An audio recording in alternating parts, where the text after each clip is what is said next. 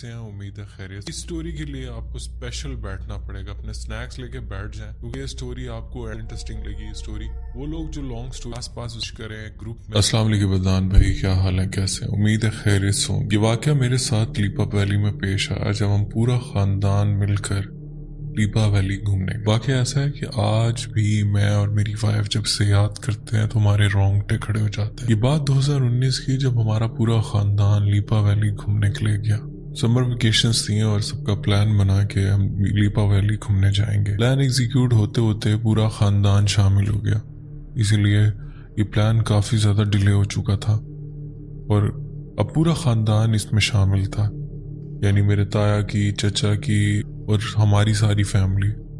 तकरीबन 6 गाड़ियां थी जो एक साथ सफर पे जानी थी, जिसमें एक मेरी, एक मेरे भाई की और मेरी एक बहनोई की गाड़ी, बाकी मेरे ताया और चचा की गाड़ी। तकरीबन 6 गाड़ियां हम लोग लेकर निकले। मैं शादीशुदा हूं और एक मेरा 3 साल का बेटा भी है। हम लोग अपने सफर पर रवाना हो जाते हैं। हम सुबह 5 बजे इस्लामाबाद से लीपा वैली के लिए निकल। रास्ता बहुत खुशगवार था, मौसम अच्छा था।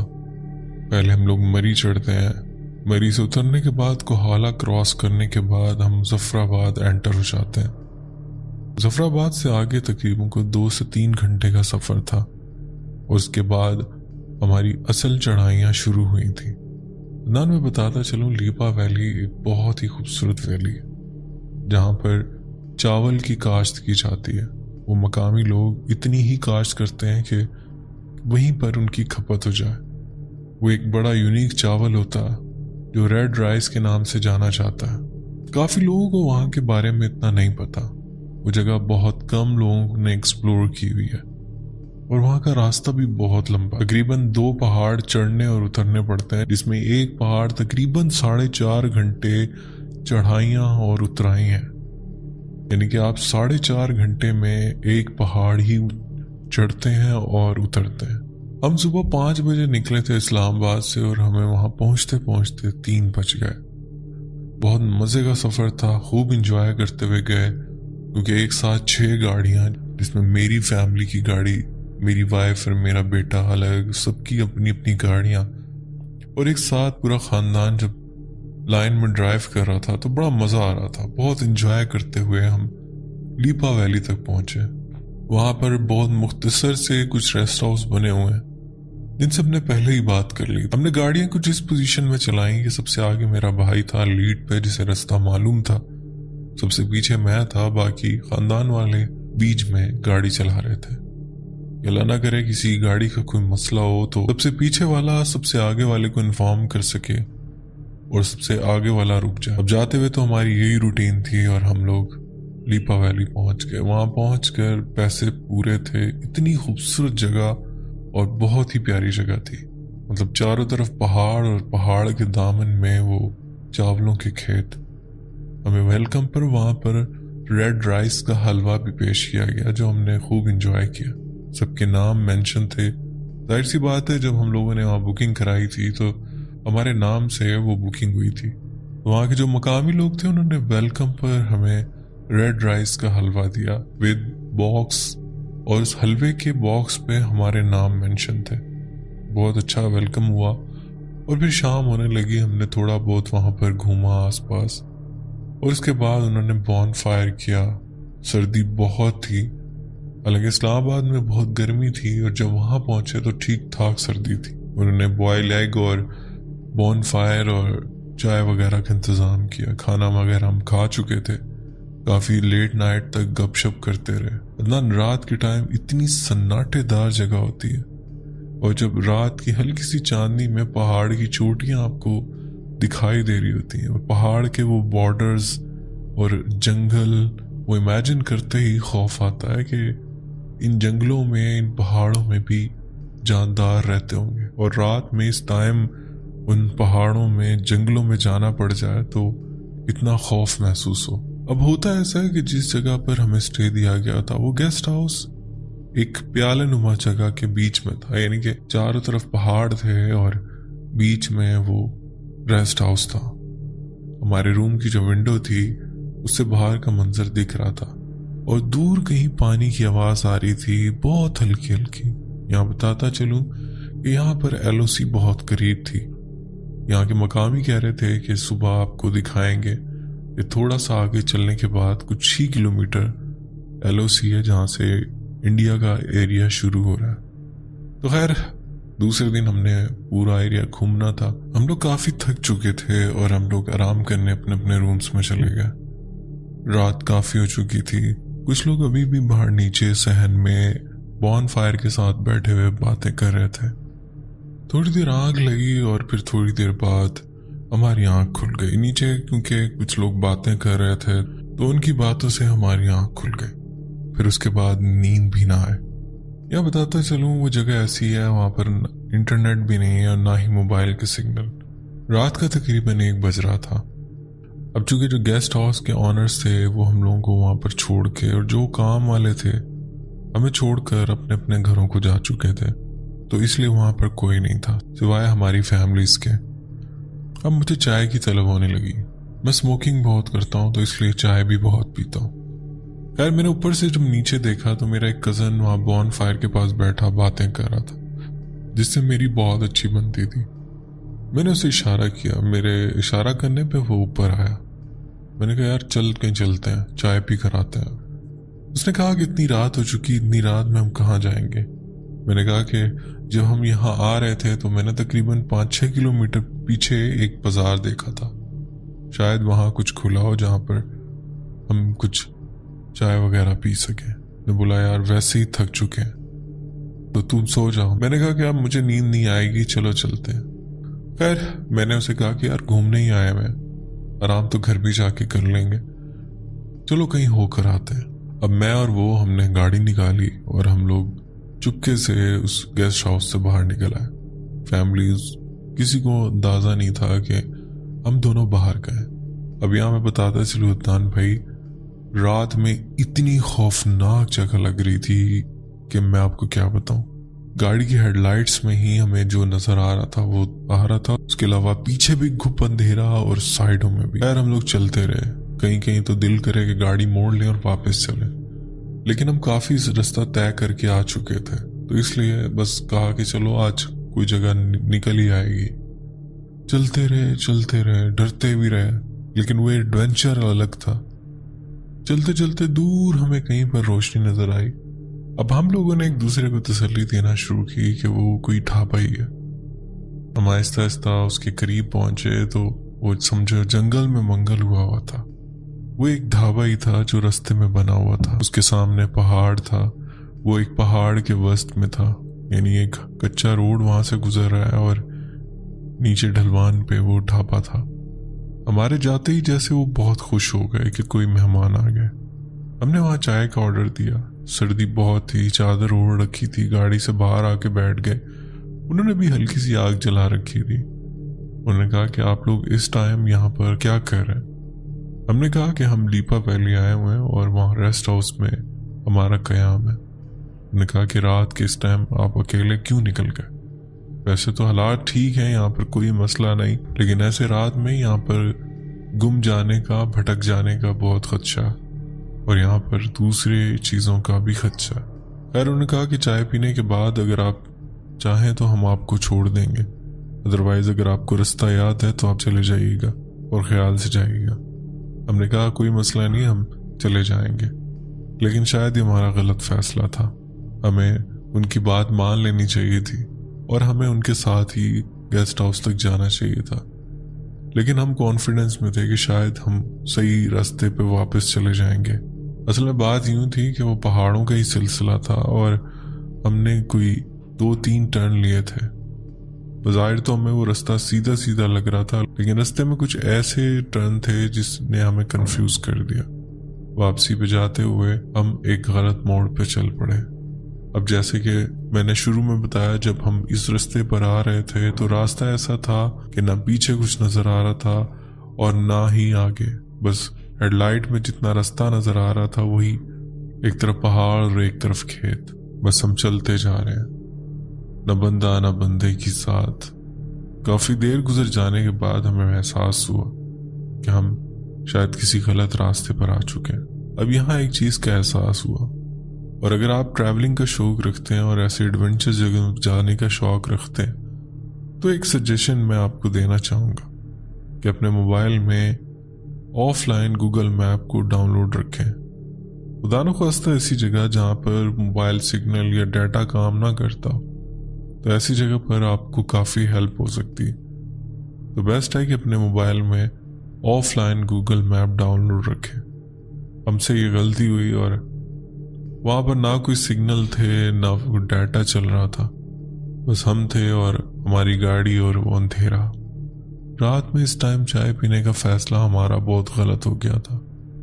हम चलते रहे और जब ये एहसास हुआ तो हम काफ़ी आगे आ चुके थे। बहरहाल वो जगह ऐसी थी जहाँ पर मौसम का कोई भरोसा नहीं, पल में कुछ और पल में कुछ। थोड़ी देर बाद तेज बारिश होने लगी। अब यकीन करें मैंने वाइपर की स्पीड फुल कर दी, फिर भी विजिबिलिटी 0 होती जा रही थी। यानी हेडलाइट ऑन थी लेकिन फिर भी विजिबिलिटी इतनी 0 थी कि हमें रास्ता समझ नहीं आ रहा था। मैंने गाड़ी हल्की रखी हुई थी, मैं ड्राइव कर रहा था और बहुत स्लो चला रहा था। अब मैं गाड़ी ना पीछे कर सकता था ना आगे। यहाँ बताता चलूं कि वो रास्ता ऐसा था कि एक ही गाड़ी की जगह थी, ना आप वहाँ रिवर्स कर सकते थे, क्योंकि अगर रिवर्स में मैं वापस जाता तो बहुत लंबा रास्ता हम तय करके आ चुके थे, और अगर मैं वहीं पर टर्न लेता तो गाड़ी को पूरा मोड़ने के लिए मेरे पास स्पेस नहीं थी। मैं बस उसी रास्ते पे अब सीधा ही चलता जा रहा था कि कहीं पे ऐसी स्पेस मिले कि जहाँ पर मैं गाड़ी पूरी टर्न कर सकूं, क्योंकि लेफ्ट साइड पे काफ़ी ढलवान थी, मतलब काफ़ी खाई थी नीचे, और राइट साइड पे पहाड़ था। यानी मेरे पास कोई स्पेस नहीं थी। अगर कह लें कि अगर मैं वहाँ पर गाड़ी को टर्न लेने की कोशिश भी करता तो मेरी गाड़ी वहाँ पर खाई में जाकर गिरती। तो इस चीज़ का मैं रिस्क नहीं ले सकता था। ये चाय हमें बहुत महंगी पड़ रही थी। यकीन करें अदनान भाई, मौसम का इतना खौफ हमारे दिल पे बैठ गया, क्योंकि ऐसी जगह जहाँ पर न बंदा न बंदे की साथ, और हम अकेले उस जगह पर फंस गए थे। हमारी फैमिलीज पीछे परेशान, ना फ़ोन में सिग्नल न डेटा काम कर रहा था, कुछ समझ नहीं आ रही थी। लेकिन चूंकि मैं एक मैच्योर एज में हूँ, मुझे इतना अंदाज़ा हो गया था मुझे यहाँ पैनिक नहीं होना। अगर मैं पैनिक हो गया, मेरे हाथ पांव फूल गए, तो मैं आगे सरवाइव नहीं कर पाऊंगा। गाड़ी चलाता रहा। बहुत तेज बारिश थी। आप यकीन करें गाड़ी की छत पे ठीक ठाक बारिश टकराने की आवाज़ आ रही थी, जो हमें और ज़्यादा खौफजदा किए हुए थी। बहरहाल चलते चलते एक जगह ऐसी आई जहां मेरी गाड़ी कीचड़ में फंस गई। वो एक ऑफ रूट था जिस पे हम चल रहे थे। गाड़ी को कभी रिवर्स करता, कभी आगे करता, लेकिन गाड़ी वहां से निकलने का नाम नहीं ले रही थी। पिछला एक लेफ्ट साइड का टायर एक गड्ढे में फंस गया था। जितना मैं गाड़ी को जोर दे रहा था, वो टायर और धंसता चला जा रहा था। बारिश तेज होती चली जा रही थी। पहाड़ के ऊपर से जो पानी आ रहा था, वो तेज पानी हमारी गाड़ी से टकराने लगा और फिर आगे जाने लगा। समझ लें हम जिस जगह फंसे थे वो एक परनाला टाइप का बन चुका था। वहीं से पूरे पहाड़ का पानी रिसता हुआ हमारी गाड़ी से टकरा कर नीचे ढलवान की तरफ जा रहा था। अदनान भाई, बताने में शायद आप लोगों को या सुनने वालों को इतना खौफ ना आ रहा हो, लेकिन अभी सिर्फ मौसम की ही मार थी और हमारी जान निकल रही थी। बहरहाल हम लोगों ने अल्लाह का नाम लेना शुरू कर दिया और बस बारिश के ख़त्म होने का वेट करने लगे। एक आम जगह, एक नॉर्मल जगह होती और बारिश हो रही होती तो शायद इतना खौफ ना आता, लेकिन ये वो जगह थी जहां बारिश कुछ मिकदार से ज़्यादा थी और उसका पानी भी सारा एक पहाड़ की ढलवान से होता हमारी गाड़ी की छत पे। न गाड़ी आगे जाने की और न पीछे, यानी जैसे कोई आबशार हमारी गाड़ी के ऊपर गिर रही है। बाहर अल्लाह का नाम लेते रहे, गाड़ी के वाइपर चलते रहे कि सामने को विजिबिलिटी दिखती रहे। अब जो लोग मेरी स्टोरी सुन रहे हैं वो दिल थाम लें, क्योंकि यहाँ से एक्चुअल हमारे साथ पैरानॉर्मल एक्टिविटीज़ होना शुरू हुई। बारिश की जो आवाज़ हमारी गाड़ी के ऊपर टकराने की आ रही थी, प्लस पानी गिरने की आवाज़ आ रही थी, हमें ऐसे लगा जैसे कोई इस पानी के अलावा कोई था जिसने बहुत जोर से आके हमारी गाड़ी को नॉक किया। हमने अपने चारों तरफ शीशों में देखना शुरू किया। बारिश के पानी की वजह से, चूंकि बाहर नज़र नहीं आ रहा था, सिर्फ विंड से बाहर नज़र आ रहा था, हमने गौर करना शुरू किया कि शायद पानी हटे तो हमें कुछ नज़र आए, लेकिन हमें कोई नज़र नहीं आया। हमने दिल में आयतुल कुर्सी पढ़ना शुरू की, अल्लाह को याद करना शुरू कर दिया, जो हम पहले भी कर रहे थे, लेकिन अब उसमें शिद्दत आ चुकी थी, क्योंकि अब हमें हमारी जो सिक्स्थ सेंस थी वो कह रही थी कि बाहर कोई है। किन जाने अदनान आपको शायद बताने में इतना खौफ ना आ रहा हो, माहौल का जो असर था वो वहीं पर जो इंसान होता है उसी को ही फील होता है। शायद बताने में वो चीज़ इंसान फील ना कर सके। मैं यहाँ बता रहा हूँ कि पहले मौसम की मार ऐसी थी कि इंसान डर जाए, क्योंकि हम अकेले थे उन वादियों में जहाँ पर सिर्फ जंगलात और पहाड़ थे। अब चूंकि कुछ और भी था जो हमारी सिक्स्थ सेंस हमें कह रही थी कि यहाँ कोई आ चुका है जो हमारे अलावा भी यहाँ पर है। अदनान भाई कोई बाहर से हमारी गाड़ी को ठोक रहा था, बकायदा जोर जोर से नॉक कर रहा था। हमें वाजिया फील हो रहा था, और जैसे जैसे वो नॉक करता हमारी चीख निकल जाती। मेरे कज़न ने कहा कि लाइटें ऑफ कर दो, गाड़ी को बंद कर। वैसे भी जब तक बारिश है हम कुछ कर नहीं सकते और ना हम यहाँ से निकल सकते।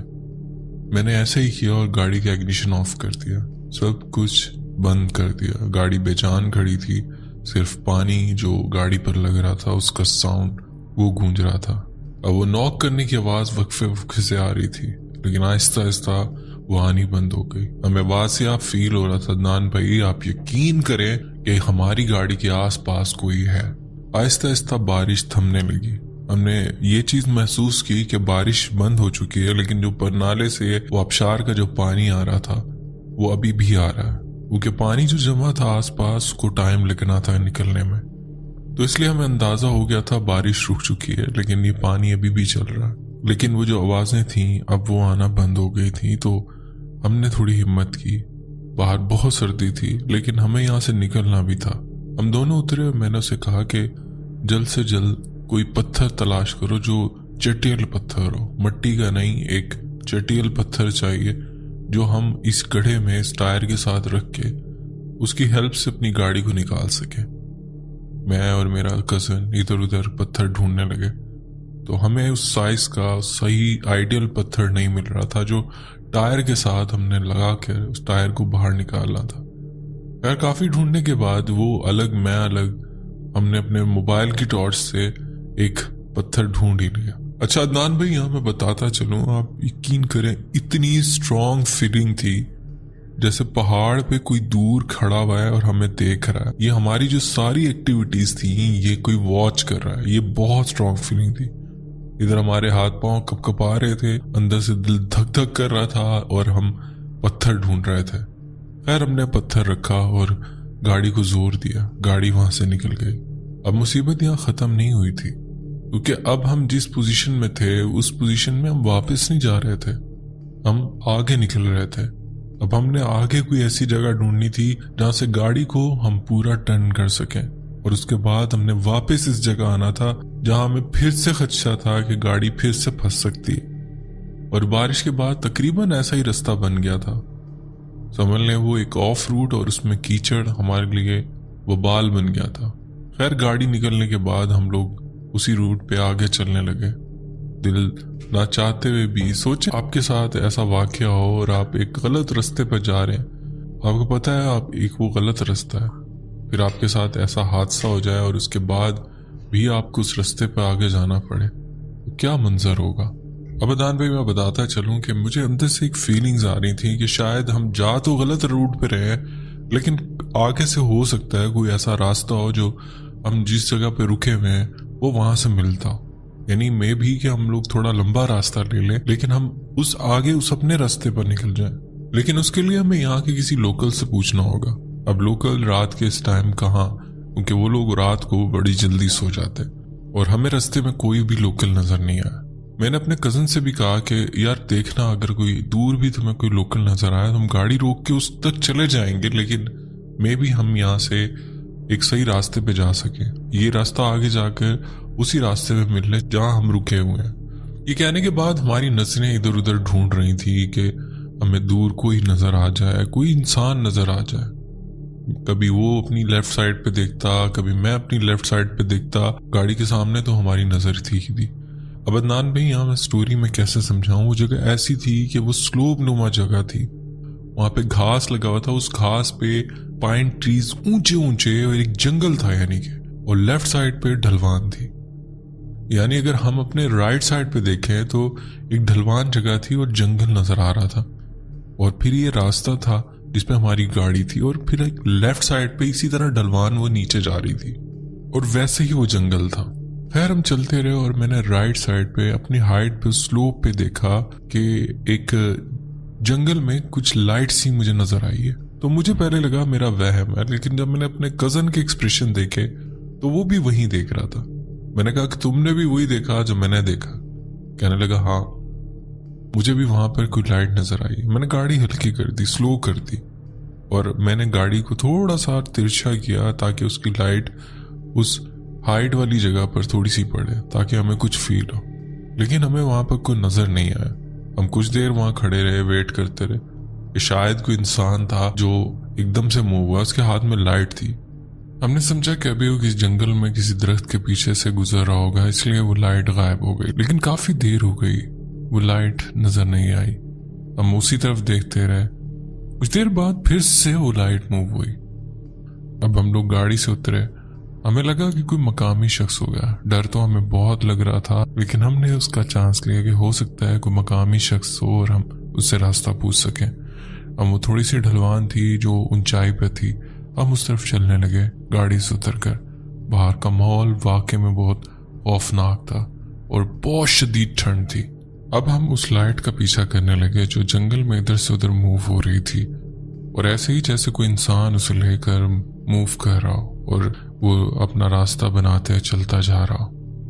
हमने उसे आवाजें देना चाहा, लेकिन वो कोई रिस्पॉन्स नहीं कर रहा था, काफी दूर था। मैंने अपने कजन से कहा कि जितना जल्दी हो सके तेज चलो और उसे कवर करना। अब वो हाइकिंग थी, मतलब पहाड़ के ऊपर हमें चढ़ना था कि हम कैसे भी इतना उसके करीब आ जाएं कि उसको हमारी आवाज सुनाई दे।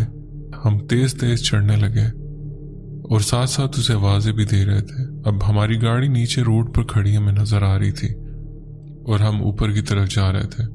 अब हम जैसे जैसे ऊपर जा रहे थे हमें ऐसा लगा जैसे हमें कोई फॉलो कर रहा है, जैसे कोई दरख्तों के तनों के पीछे से हमें देख रहा है। हमें अजीब लाल किस्म की आंखें दरख्त के तनों के पीछे से दिखाई देने लगी। वो 2 से 3 कुछ ऐसी मखलूक टाइप की थी जो हमें दरख्तों के तनों के पीछे से छुप कर देख रही थी।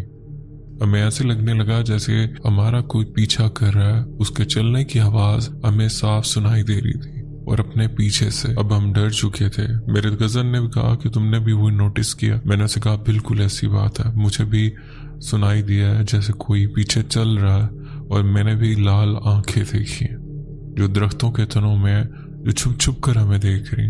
अदनान भाई वक्फे वक्फे से वो आंखें छुप के हमें देखती और फिर जैसे हमारी तवज्जो उन पर जाती वो फौरन छुप जाती। ये बताने में शायद बहुत आसानी से सुनने वाले सुन रहे हैं और बताने में मैं बहुत आसानी से बता भी रहा हूँ, लेकिन उस वक्त जो हमारी कैफियत थी वो अल्लाह जानता है। अभी हम इसी कश्मकश में थे कि हमें हल्की सी आवाज कोई देता है, कभी वो तने की आवाज लेफ्ट साइड से, कभी राइट साइड से, कोई पीछे से। अदनान भाई हम जैसे एक ट्रैप में फंस चुके हो। वो कोई मखलूक थी जिन्होंने लाइट दिखा के हमें इस जगह बुलाया और अब हमें ट्रैप करना चाहा। हम बुरी तरह डर चुके थे कि हमें नीचे अपनी गाड़ी की सिक्योरिटी साउंड सुनाई दिया, जैसे गाड़ी को किसी ने छेड़ा हो और वो सन्नाटे में जोर से गूंजने लगी। क्या बताऊं, उसकी आवाज ऐसे गूंज रही थी कि बस उस पहाड़ों में वो एक अलग ही दहशत हम पर डाल दी। हम बुरी तरह हिल चुके थे क्योंकि गाड़ी के पास कोई है जिसने गाड़ी को हिट किया और गाड़ी साउंड कर रही है।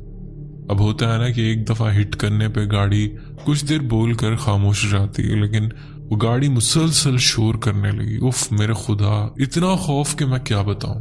लेकिन वो शायद हमारी बेहतरी के लिए भी था। हुआ ये कि जब सिक्योरिटी साउंड पूरे इलाके में गूंजा तो आसपास जो भी इंसान रहते थे उनको उसकी आवाज सुनाई थी। फिर ऐसा हुआ कि एक शख्स हमें अंधेरे में दूर से चलता हुआ दिखाई दिया जो सफेद शलवार कमीज पहने हमारी तरफ ही आ रहा था। हम इतने डर चुके थे कि अब हम उसको भी कुछ ना कुछ समझ रहे थे कि वो इंसान नहीं है। हमने बस ये फैसला किया दौड़ कर गाड़ी में जाएं और अब गाड़ी यहाँ से निकालें, वो जगह सही नहीं है। हम उस पहाड़ से नीचे की तरफ उतर रहे थे, जिससे उतरना बहुत मुश्किल हो रहा था क्योंकि अभी बारिश थमी थी, उसके बायस यहाँ कीचड़ था। बहुत संभल संभल कर नीचे आ रहे थे। वो शख्स हमें दूर से आवाज देने लगा और हमें पुकारने लगा। हम उसे कोई रिप्लाई नहीं कर रहे थे, उसको जवाब कोई नहीं दे रहे थे। मेरे कजन ने कहा कि हो सकता है हम इसे कुछ समझ रहे हैं, लेकिन ये वाकई इंसान हो। खैर, हम ना चाह कर भी नीचे उतरे और तब तक वो शख्स हमारी गाड़ी तक पहुंच चुका था। हमें उससे देखकर बहुत डर लग रहा था। बहुत करीब आने पे उसने कहा, घबराओ नहीं, मैं इंसान ही हूँ। उसने कहा कि आप लोगों के साथ क्या मसला हुआ। हमने उसे पूरा वाकया सुनाया। पहले तो हमें यकीन नहीं आ रहा था कि कोई इंसान है। उसने कहा, आप गाड़ी में बैठो और मैं भी आपके साथ बैठता हूँ, आप लोगों को आपके रेस्ट हाउस छोड़ दूंगा। हमने कहा कि पता नहीं हम कहाँ आ चुके हैं, आप वापस कैसे जाओगे। ने बोला, आप मेरी फिक्र नहीं करें, आप लोग हमारे मेहमान हैं, तो मेरा फर्ज बनता है मैं आपको सेफ जगह छोड़ कर आऊँ। गाड़ी मैंने स्टार्ट की और मैंने गाड़ी चलाना शुरू की। खैर, वो शख्स हमारी गाड़ी में बैठा था। हमारे पास उस पर भरोसा करने के अलावा कोई चारा नहीं था। बार बार मुड़कर मैं और मेरा दोस्त उसे देख रहे थे। उसने इस चीज का एहसास कर लिया कि हम उससे डर रहे हैं। उसने कहा, देखें आप लोग डरे मत। उसने एक सूरत सुनाई और कलमा भी पढ़ा। हमें यकीन दिलाया कि परेशान नहीं हो। उससे हमें काफी तसल्ली हुई। फिर जैसे जैसे वो रास्ता हमें गाइड कर रहा था, हम उसके बताए गए रास्ते पर चल रहे थे। फिर उससे बात होने लगी। बताने लगा, मैं हूं तो कश्मीर का, लेकिन मैं भी इस्लामाबाद काम करता हूँ और वहीं पर रहता हूँ। सिर्फ गर्मियां गुजारने के लिए मैं यहाँ आ जाता हूँ, तो आप बिल्कुल भी परेशान नहीं हो। बहरहाल उसने पता नहीं कौन कौन सा रास्ता हमें बताया और हम बिल आखिर उसी रास्ते पर निकल आए। और फिर हम लोग वापस अपने रेस्ट हाउस पहुंच गए, जिसमें हमें ठीक ठाक टाइम लगा। तो खैर, फिर हम लोग अपने रेस्ट हाउस पहुंचे, जहां पर हमारा पूरा खानदान परेशान था कि हम दोनों कहाँ चले गए। खूब क्लास हुई बड़ों से और उसके बाद हम लोग सो गए। सुबह थोड़ा लेट उठे और उसके बाद हम वहाँ के मकामी जो जगह थी वहाँ हम लोग खूब घूमे। वहाँ पर एक घर था जो 100 साल पुराना कश्मीरी घर था, जिसका उन्होंने कुछ चार्जेस हमसे लिए और हम वहाँ घूमे।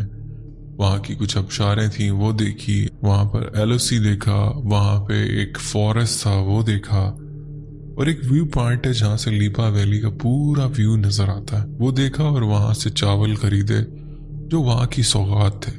खैर, अब दूसरे दिन हम लोगों ने निकलना था, पर ये सारा दिन हमने घूमने फिरने में लगा दिया। अब बड़े भाई से बात हुई, सबकी आपस में मीटिंग हुई, तो कहने लगे, यार कोई बात नहीं, हम रात का सफर कर लेंगे। अब जो एक रात पहले हमारे साथ जो यहाँ पर वाकया हुआ था, हमें डर भी था। हमने कहा, नहीं यार, दिन दिन में निकल जाएंगे। सब एग्री इस बात पे थे कि हम शाम को निकलेंगे। खैर, क्या कर सकते थे, मेजॉरिटी इज अथॉरिटी। सबका फैसला यही था कि शाम को निकलेंगे, दिन पूरा यहीं पर एंजॉय करेंगे। खैर, काफी हम लोगों ने एंजॉय किया। अल्लाह की हसीन नज़ारे, हमने वहाँ पहाड़, जंगल, खूबसूरत नज़ारे देखे। जिसके बाद जो पिछली रात का वाकया था वो हमारे दिमाग से निकल चुका था।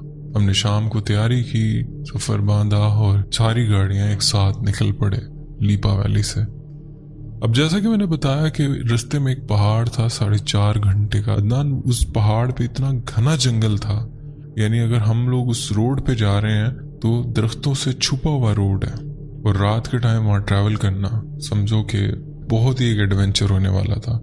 प्लानिंग ऐसी थी जैसे पहले हम लोग आते हुए थी कि सबसे आगे बड़े भाई की गाड़ी होगी और सबसे पीछे मेरी गाड़ी।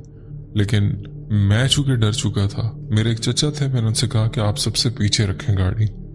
अब चूंकि गाड़ी मेरी सबसे ज्यादा अच्छी कंडीशन में थी, तो इसलिए इन्होंने कहा था कि तुम सबसे पीछे अपनी गाड़ी रखो, कि खुदा न खास्ता बीच में किसी की गाड़ी खराब होती है तो तुम हमें इत्तला दे सको। मुझे टेल पे रखा हुआ था, लेकिन मुझे डर था, इसलिए मैं बीच में रहा। अब यहाँ बताता चलूं, वो पहाड़ जो मैंने बताया 4.5 घंटे का, वो 4.5 घंटे में सिर्फ चढ़ना और उतरना उस पहाड़ पे। वो बहुत ऊंचा पहाड़ है और गाड़ियों की बस हो जाती है वहां पे। हमें पहले गियर पे मेजॉरिटी उस पे चढ़ानी पड़ती गाड़ी। तकरीबन 2-2.5 घंटे सिर्फ चढ़ाई है उसकी, बहुत ज्यादा हाइट पे। फिर गाड़ी चढ़ती रही। अब सफर अच्छा गुजर रहा था, लेकिन रात का अंधेरा, पहाड़ और जंगल। अदनान भाई, यकीन करें, मैं खानदान के साथ ना होता तो मेरा तो दिल फट जाता, क्योंकि इतना सन्नाटे वाला वो रोड है। जैसे पिछली रात का हमने एक्सपीरियंस किया था, ये भी सिमिलर वैसा ही रोड था और गाड़ी चलाए चले जा रहे हैं। चलते चलते चचा जो सबसे पीछे थे, उनकी गाड़ी में कुछ मसला हुआ, वो रुक गए। अब थोड़ी देर मैंने फील किया कि गाड़ी की लाइट्स नजर नहीं आ रही, चचा की गाड़ी पीछे रह गई है। तो मैंने सबको हॉर्न दिया, गाड़ी सबको रुकवा दी। कुछ देर से चचा पीछे नहीं आ रहे, गाड़ी पीछे है, उनकी फैमिली उसी में थी उनके साथ। तो सब रुक गए, सब परेशान हो गए। बड़े भाई ने मुझे डांटना भी शुरू किया कि तुम्हें सबसे कहा था कि पीछे रहो, तुम्हारी गाड़ी बहुत अच्छी कंडीशन में, अगर किसी की गाड़ी खराब भी होती है तो सबसे पीछे टेल वाला जो बंदा है वो सबसे आगे लीड करने वाले को रोक सकता है कि जी गाड़ी बीच में किसी की खराब हो गई है तो सबसे आगे होगा, वो सबको रुकवा लेगा। तो ये हमारी प्लानिंग थी और वो थोड़ी सी फेल हो गई। चचा की गाड़ी पीछे कहीं रह गई थी, क्योंकि चचा अब टेल कर रहे थे, लेकिन चचा नजर नहीं आ रहे थे। अब मैंने कहा कि मैं पीछे जाता हूँ। मैंने गाड़ी दोबारा रिवर्स ली, इनको सबको यहीं रोक दिया, ये लोग वहीं पे खड़े थे और मैं वहां से निकल पड़ा। अब यहाँ मैं बताता चलूँ, मेरी हाइब्रिड गाड़ी एक्वा, और मैं उस गाड़ी से नीचे उतर रहा था। पहले तो हम चढ़ाई ले रहे थे, लेकिन अब मैं वापस उतराई की तरफ आ रहा था। अब वो जो रोड था वो जिग-जैग रोड है, यानी चढ़ाइयाँ थी। वैसे तो अगर आपको देखा जाए तो एक पॉइंट है जो आपको दूर से नजर आ रहा है सामने, लेकिन उसको उस तक पहुंचने के लिए आपने जिग-जैग कितने किलोमीटर करके वहां पहुंचना है, वो लंबा पड़ता है। तो मैंने ये सोचा मैं एक दफा गाड़ी से उतर के आवाज तो दूं। तो मैंने गाड़ी रोकी। अब मेरी गाड़ी की आवाज भी नहीं थी, हाइब्रिड गाड़ी है। मैंने गाड़ी रोक के नीचे की तरफ मुंह करके आवाज दी, अपने चचा का नाम लिया, इम्तियाज, जोर से आवाज दी, चचा इम्तियाज। लेकिन नीचे से कोई जवाब नहीं था। उनके पास मैनुअल गाड़ी थी जिसका साउंड भी हमें सुनाई नहीं दे रहा था, मीन्स के अभी भी वो कहीं नीचे ही है। मैंने फिर और गाड़ी नीचे उतारी। 10-15 मिनट चलने के बाद मैंने देखा कि गाड़ी खड़ी हुई है और अंधेरे में डूबी हुई है। गाड़ी का इंजन भी बंद है, गाड़ी अंधेरे में खड़ी है और ऐसे जैसे गाड़ी में कोई भी नहीं है, सन्नाटा। तान भाई, देख के मुझे बहुत खौफ आया। मैंने जब हेडलाइट उस गाड़ी पे मारी तो मैं देखता हूँ कि अंदर पूरी फैमिली बैठी है और उन्होंने अपने ऊपर कपड़े डाले हुए हैं, जो गर्म कपड़े थे वो डाले हुए, वो छुपे हुए हैं। वो एक अजीब ही एहसास था। मैं कुछ कहना चाह रहा था, लेकिन वो जैसे हमसे छुप रहे हो, नजरें ना मिला रहे हो और गाड़ी में छुपने की कोशिश कर रहे हो। एक अजीब एहसास था। गाड़ी करीब रोकी, मेरी भी वाइफ और बेटा साथ में थे। बेटा पिछली सीट पे सो रहा था, वाइफ आगे बैठी थी। मेरी वाइफ ने मुझे कहा कि रुको, बात सुनो, मुझे कुछ ठीक नहीं लग रहा, यहाँ कुछ अजीब है, कुछ इनके साथ बुरा हुआ है या कुछ है, ये लोग बहुत डरे हुए हैं। मैंने गाड़ी बराबर में लगाई। काफी देर से हेडलाइट गाड़ी पे पड़ रही थी, तो मेरे चचा ने मुंह से अपने कपड़ा हटाया और मुझे हाथ से इशारा करने लगे, हाथों से, कि ये हेडलाइट बंद करो। वो बहुत डरे हुए थे। उनकी शक्ल देख के मैं और मेरी वाइफ भी डर गए कि कुछ हुआ है इनके साथ, इनकी जो हालत है वो आम नहीं है। बहरहाल मैंने गाड़ी की हेडलाइट ऑफ की, गाड़ी करीब लेके आया। उन्होंने थोड़ा सा शीशा निकाला और कहा कि दरवाजा खोलो, मैं अपनी पूरी फैमिली बिठा रहा हूँ इसमें, मेरी गाड़ी खराब हो गई और यहाँ कुछ है, यहाँ से निकलना है हमें जल्दी से। उन्होंने बड़े आहिस्ता से ये बात मुझे कही। मैंने कहा ठीक है। मैं जब उनकी ये बात सुनी, अदनान भाई, मेरा सांस फूलने लगा। मुझे इन चीज़ों पे यकीन तो था, लेकिन एक दिमाग का हिस्सा कहता है ना, यार देखी जाएगी जो होगा, कभी वास्ता नहीं पड़ा था इन चीज़ों से। और प्रीवियस नाइट में जो मेरे साथ हुआ, उसके बाद तो मेरा एक अंधा यकीन इन चीज़ों पे हो चुका था। इनफैक्ट मुझे ये भी लग रहा था कि वो मखलूक जो हमें वहां पे मिली थी, वो हमारा अभी भी पीछा कर रही थी। शायद ये वही मखलूक इनको भी सताने आ गई थी। बहरहाल कई सवाल, कई जवाब, कई चीजें दिमाग में चल रही थी।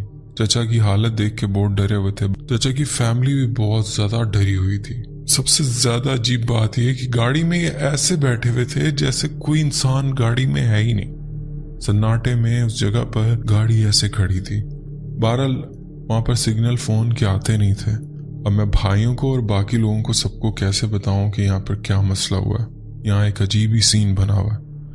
बहरहाल मैंने यही किया, मैंने फौरन टर्न लिया, सारी फैमिली को कहा जल्द से आके बैठो। चचा ने कहा कि तुम इन लोगों को लेके जाओ ऊपर जहाँ पर बाकी फैमिलीज हैं, और कोशिश करो 3-4 लोग मिलके एक गाड़ी में आ जाओ, मेरी गाड़ी का मसला हो गया। मैंने बस सेफ एंड साउंड चुपचाप, वो सरगोशी में हमारी बातें चल रही, हल्का सा शीशा खुला हुआ है और वो बात चल रही, लाइटें ऑफ हैं। उसके बाद ऐसा ही था, मैंने हल्का सा डोर ओपन किया, उनकी पूरी फैमिली मेरी गाड़ी में बैठी और उसके बाद मैंने गाड़ी ऊपर चलाना शुरू कर दी। चचा को मैंने कहा कि आप खैरियत से रहिएगा, अपना ख्याल रखिएगा, शीशे बंद कर लें, अल्लाह खैर करे। हमें पूरी सिचुएशन का अंदाज़ा नहीं था कि हुआ क्या है। खैर पूरी फैमिली को गाड़ी में बिठा लेने के बाद हमने गाड़ी चला दी। मैं अपने बैक मिरर में देख रहा था, चचा की गाड़ी पीछे खड़ी हुई है। मैंने ऊपर से टर्न लिया और वापस चढ़ाइयाँ चढ़ने लगा। तकरीबन ऐसे ही 10-15 मिनट बाद मैं उसी लोकेशन पर पहुंचा जहां बाकी फैमिली मेंबर्स भी गाड़ियों में बैठे हमारा वेट कर रहे थे। मेरे भाई को जाकर सारी सिचुएशन बताई और इस फैमिली से पूछा गया तो कहने लगे कि जब हम लोग गाड़ी में बैठे थे तो बाबा यानी मेरे चचा वॉशरूम के लिए गाड़ी रोकते हैं और गाड़ी से उतरकर वो ज़रा साइड पर जाकर फ्री होने जाते हैं। अब चचा को इस चीज़ का कोई डर नहीं था कि कोई ऐसी चीज़, ऐसी मखलूक, बस जाहिर सी बात है माहौल का थोड़ा सा असर था जो फैमिली थोड़ी घबराई हुई थी। खैर उनकी फैमिली बताती कि उनको हाजत महसूस हो रही थी काफ़ी देर से, तो उन्होंने कहा कि ज़्यादा थोड़ा सा ही पीछे रह जाऊँगा, अपनी हाजत मुकम्मल करके मैं गाड़ी को ज़रा स्पीड बढ़ा लूँगा ताकि मैं उनके साथ मिल सकूँ। यही कहकर उन्होंने गाड़ी रोकी और वो गाड़ी से उतर कर थोड़ा सा नीचे ही जाते हैं। गाड़ी की हेडलाइट्स ऑन थी जिसमें आगे का रोड और उस रोड पर झुके हुए दरख्त। फिर हमें ऐसे एकदम से फील होता है जैसे कोई गाड़ी की हेडलाइट से सामने से गुजरा है। गाड़ी की हेडलाइट ऐसे जैसे बुझ कर जली हो, जैसे कुछ ही पलों का वो सीन हो, पर देखा किसी ने कुछ नहीं था, पर था कुछ जो गुजरा था। इस पे हमारी पूरी फैमिली पैनिक हो गई, चीखने लगी, डरने लगे। वैसे ही माहौल का असर था। इसके बाद इन्होंने जोर जोर से चचा को आवाज़ देना शुरू कर दी। फिर इन्होंने देखा कि चचा रोड पर वो सामने दूर से चलते हुए आ रहे हैं। इन्होंने चीखना शुरू कर दिया, इन्होंने उनको बुलाना शुरू कर दिया। चचा आहिस्ता आहिस्ता से गाड़ी के करीब आ रहे थे, लेकिन ये कहते चचा में कोई ख़ास मूवमेंट नहीं थी कुछ, वो बिल्कुल नॉर्मल और एक अजीब सी चाल चलते हुए गाड़ी की तरफ आ रहे थे। ये चीख रहे हैं, पुकार रहे हैं, जल्दी आए, यहाँ पे कुछ है, लेकिन आगे से कोई ख़ास रद्द अमल नहीं था। थोड़ी देर बाद गाड़ी की साइड से ही झाड़ियों से निकलकर एक शख्स आता है और देखते हैं कि ये भी चचा है, यानी डुप्लीकेट चचा। एक वो सामने से आ रहे थे और एक ये, लेकिन जो असल चचा गए थे वो यहीं से नीचे गए थे। फिर जैसे ही वो सामने जो चचा रोड पर आ रहे थे उनको देखते हैं तो ये पूरी फैमिली चीखने लगती है, क्योंकि वो चचा गायब हो चुके थे। ये अब इन पे एतबार करें या वो सामने से जो आ रहा था उस पे एतबार करें, ये चीख रहे हैं। उधर एक हौलनाक माहौल बन गया। हमारे चचा ने इनको यकीन दिलाने की कोशिश की कि भाई मैं ही हूँ जो असल था, जो भी था वो मेरी कोई परछाई होगी। बहरहाल सब लोग डरे बैठे रहे। दोबारा सर्फ लिया गया तो गाड़ी स्टार्ट नहीं हुई। शायद जो भी चीज़ थी उसने इन गाड़ी में कोई खराबी कर दी थी। उसके बाद कहते हैं हमारी गाड़ी पर छोटे छोटे पत्थर आकर लगना शुरू हुए। एक अजीब माहौल, एक अजीब जगह पर एक पैनिक मच गया, जैसे कोई मखलूक थी यहाँ पर जिसे हमारा यहाँ रुकना पसंद नहीं आया। फिर एक के बाद एक मामलात हमारे साथ शुरू हो गए। इधर जंगल में पर दरख्तों पे जैसे कोई मखलूक इधर से उधर मूव कर रही है, भाग दौड़ रही है, पत्तों की आवाज़, शोर की आवाज़, एक अजीब माहौल बन गया। यहाँ पर पूरी फैमिली चीख रही थी। बाप ने कहा कि तुम लोग गाड़ी में बैठे रहो और पैनिक नहीं करो, शोर नहीं करो, बस दुआएं कलमे पढ़ते रहो। जितना पैनिक करोगे ये चीज़ और हावी होती चली जाएगी। सारी फैमिली गाड़ी में दुबक के बैठी रही और सब ने दुआएं कलमे जो इनको आता था इन्होंने पढ़ना शुरू किया। गाड़ी को बंद कर दिया, बिल्कुल साइलेंट होके ये बैठे रहे और फिर वो एक्टिविटीज थम गई। इतने में हम वहां पहुंचे और फिर हमने उनकी फैमिली को गाड़ी में बिठाया और लेकर आ गए। तो ये उनकी फैमिली ने पूरी स्टोरी सुनाई। खैर फिर हम 4-5 लोग जो मर्द थे हम लोग साथ मिल के गए। कुछ मर्द वहीं फैमिलीज के साथ रुके। वो भी जगह कोई ख़ास अच्छी नहीं थी, वो भी बहुत स्पूकी प्लेस थी जो बिल्कुल सन्नाटे वाली, जहाँ पर हमारी दूसरी फैमिलीज रुकी थी। हमारे पास और चारा भी कोई नहीं था वहाँ पर रुकने के अलावा। वहाँ हर जगह एक जैसा ही माहौल था। फिर हम बाकी लोग एक ही गाड़ी में, मेरी गाड़ी में नीचे आते हैं। वहाँ चचा को देखते हैं। चचा बहुत डरे हुए होते हैं, सहमे होते हैं। फिर हम लोग अपनी गाड़ी से टोचिंग करवाते हैं। शायद उनकी गाड़ी की बैटरी डाउन हो गई थी सर्फ दे दे के, और उसके बाद गाड़ी स्टार्ट करवा के हम उन्हें आगे आगे रखते हैं और खुद पीछे पीछे होते हैं। उसके बाद पूरा रास्ता हम पूरी फैमिलीज बहुत डरी रही और हम लोग जगह जगह स्टे करते हुए आए। जिसपे खैर बड़ों ने हम लोगों को डांटा भी बहुत कि आप लोगों को रात का सफ़र नहीं करना चाहिए था, और ये हमारा एक गलत फैसला था। तो खैर हम लोगों ने वहाँ एंजॉय तो बहुत किया, कुदरत के बहुत हसीन मनाजिर, लेकिन ये वाक़या हमारे साथ पेश आया।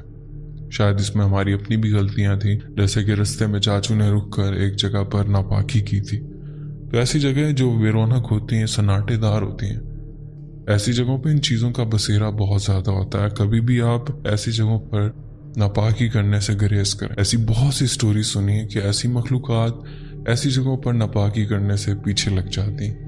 तो ऐसा ही कुछ हमारे साथ भी हुआ जो चचा का केस में था। और जो इससे पहले हमारे साथ हुआ था वो हमने शायद उनकी टेरिटरी में जाके उन्हें डिस्टर्ब किया था। क्या पता अल्लाह की कौन सी मखलूक इबादत में मशगूल है, ये क्या कर रही है, हमें कुछ पता नहीं। हमें तो नज़र नहीं आ रही, इनविजिबल है, और हम अनजाने में उसे नुकसान ना पहुंचा दें, ऐसा भी हो जाता है। तो बहरहाल ख्याल करें और दुआएं कल में इस्सार में रहा करें। और कभी भी ऐसी जगहों पे जा रहे हैं, सुनसान जगहों पे रात के टाइम, अव्वल तो जाएं नहीं, लेकिन अगर जा रहे हैं ऐसी जगहों पे जो बिल्कुल वीरान और सुनसान है, खासतौर पर रात में, तो एक दफ़ा लाजमी कह दें कि अगर अल्लाह की और कोई मखलूक यहाँ मौजूद है तो हट जाए, मुझे यहाँ से गुजरना है, तो ऐसे कह दिया करें। क्योंकि हमने भी सुना है बड़ों से कि ऐसे कह देने से ये मखलूक़ात अपनी जगह छोड़ देती है। तो बहरहाल ये मेरी स्टोरी थी, उम्मीद है आपको और आपकी यूट्यूब फैमिली को पसंद आएगी। इसे अपने चैनल पर लाजमी शेयर कीजिए। तो बहुत शुक्रिया, आपने अपनी स्टोरी हमसे शेयर की। पर्सनल रिकमेंड है अपना।